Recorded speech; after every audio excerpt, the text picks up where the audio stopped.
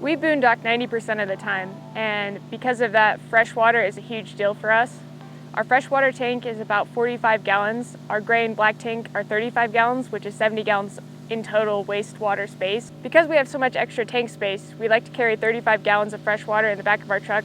We have 5 7-gallon jugs, and after about 7 days of boondocking, we get low on water, and then we take the water in these jugs and put it in our fresh tank, and then we have enough water to last us for probably another 3 or 4 days. So we can boondock around 10 days very comfortably because of this extra fresh water. The only issue is getting that water from the jugs to the freshwater tank. The way we get the water from the jugs to the tank is by using an RV water pump.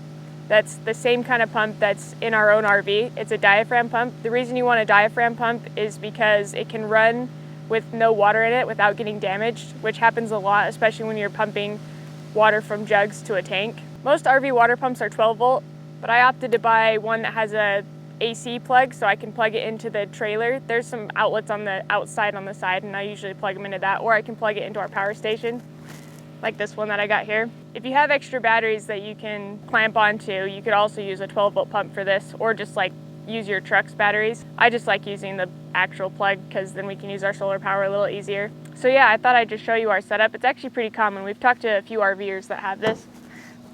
And now the water is empty. So here's our little water pump working away. It's just the same kind of pump you're gonna find in your own RV. The only difference is that it has a plug. And I've used some rubber and just a board, and I mounted it to it so it has something to sit on so it doesn't like vibrate off the table.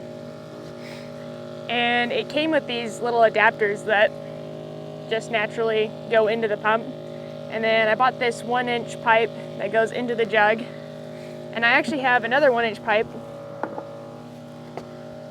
that usually goes into the freshwater tank, because back in the day we would carry these jugs all the way over to our trailer, set it next to the opening for the freshwater, and fill up the tank that way. But that got old pretty fast because these things are heavy and there's a lot of them.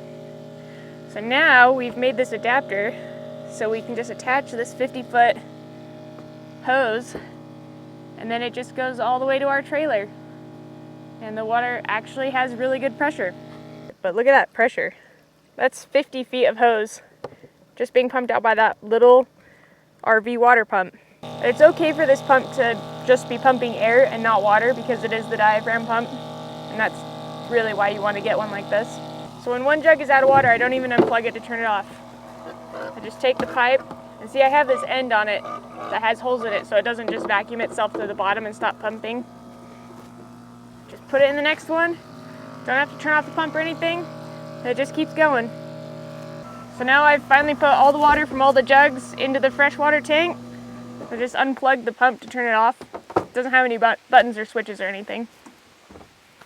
And yeah, now we have fresh water.